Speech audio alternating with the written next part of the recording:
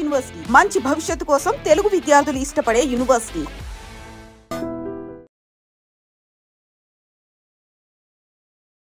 మెదక్ జిల్లా ఔరంగాబాద్లో అయితే దారుణం చోటు చేసుకుంది. ఒక కసాయి కొడుకు తండ్రి 2000 కోసం నాలుక కోయడం జరిగింది అతి కిరాతకంగా కొడవలతో. ఒకసారి అర్థం చేసుకోండి, ఈ సమాజం ఏమైపోతుందో ఎటు వెళ్తుందో అర్థం కావట్లేదు. అంటే వీళ్ళు కొడుకుల్ని పెంచట్లేదు, బిడ్డల్ని పెంచలేదు, ఒక మృత్యువుని పెంచుకున్నట్లు అయిపోతుంది పరిస్థితి. మనం జీడిమెట్లలో చూసాము, ఒక కన్న తల్లిని ప్రేమ కోసం చంపేయడం జరిగింది. అంతకుముందు పదవి కోసం కన్న తండ్రిని చంపడం జరిగింది. ఇప్పుడు మళ్ళీ వెలుగులోకి వచ్చిన ఘటన ఏంటంటే 2000 కోసం కన్న తండ్రిని నాలుక కోసాడు అతి కిరాతకంగా. అసలు ఏం జరిగిందని వివరాల్లోకి వెళ్తే, సంతోష్, నేను ఎందుకు ఈ మాట ఇంత హార్ష్గా మాట్లాడుతున్నా అంటే వాడు చేసిన పని అలాంటిది.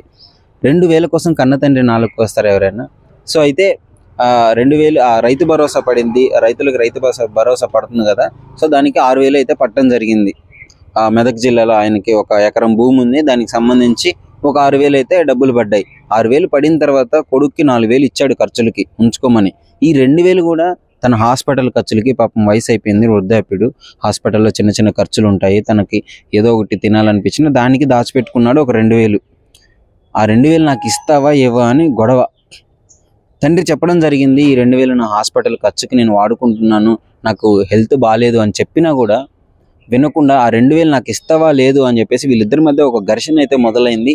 ఆ ఘర్షణలో తండ్రి మీద కోపంతో ఇష్టం వచ్చినట్టు కొట్టేసి ఆ నాలిక కోయడం జరిగింది. అంటే ఆ గాడిదిలా ఉన్నాడు. ఆ ఫోటో మీకు క్లియర్గా చూపిస్తాను, చూడండి, స్క్రీన్ మీద ప్లే అవుతుంది.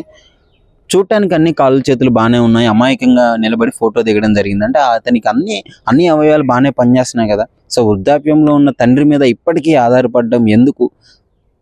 అంత కష్టపడి పని చేసుకుంటే రోజుకి నీకు 600 700 ఎక్కడికి వెళ్ళవు, కూలీనాలు చేసుకోవచ్చు. నీకు పొలం ఉంది, పొలంలో కూలికి వెళ్ళినా కానీ నీకు డబ్బులు వస్తాయి.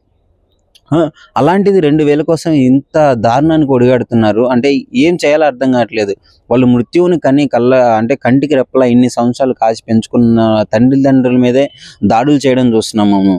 మొన్న ఒకసారి వీడియో గేమ్ ఇవ్వలేదని ఒక బాబు వాళ్ళ అమ్మని అతి కిరాతకంగా కత్తితో పొడిచి చంపాడు. అంటే ఇలాంటి ఘటనలు సమాజంలో ఎందుకు జరుగుతున్నాయి అంటే వీళ్ళకి ఆ ప్రాపర్ అవేర్నెస్ లేకనా, వాళ్ళ ప్రేమ లేకనా, అంటే ఎందుకు ఈ విధంగా చేస్తున్నారో అర్థం కావట్లేదు. పోనీ వాళ్ళ మీద ప్రేమ లేకపోయినా చట్టం అంటే భయమన్నా ఉండాలి కదా. నేను ఇలాంటి పనులు చేస్తే నాకు శిక్షలు పడతాయి అది ఇది అని చెప్పేసి అది కూడా ఆలోచించట్లేదు. అసలు ఇంత విచక్షణ రహితంగా ఎందుకు తయారవుతున్నారో కూడా అర్థం కావట్లేదు. రాను అంటే వాయు వరుసలు లేకుండా అయిపోతుంది. తల్లి లేదు, చెల్లి లేదు, పిల్ల లేదు, ఎలా పడితే అలా బిహేవ్ చేస్తున్నాడు ఈ సమాజంలో. అంటే చాలా సిగ్గుగా ఉంది ఇలాంటి సమాజంలో ఇలాంటి న్యూస్లు వచ్చినప్పుడు. అంటే ఏం చేయలేకపోతున్నామే, ఎందుకు ఇలా తయారవుతున్నారని ఏం చేయలేని పరిస్థితి. ఒకసారి మీరు ఆలోచించండి. ఈ అభిప్రాయం పైన, ఈ సంఘటన పైన మీరేమనుకుంటున్నారు కామెంట్ రూపంలో తెలియజేయండి.